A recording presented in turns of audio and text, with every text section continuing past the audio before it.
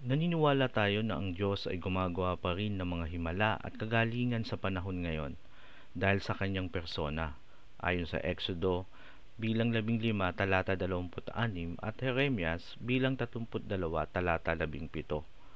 At dahil na rin sa kanyang mga pangako sa banal na Biblia, ayon sa Santiago bilang 5 talata 13 hanggang 16.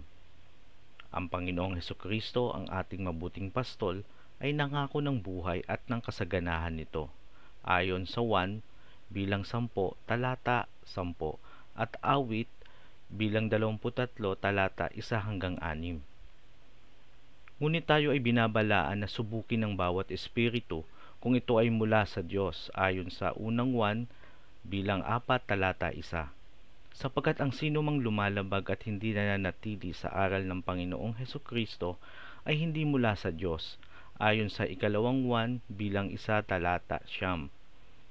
At maraming huwad na Kristo at huwad na propeta ang darating at gagawa ng mga himala, tanda at kababalaghan upang linlangin ang marami, ayon sa Mateo bilang 24 talata 11 at 24.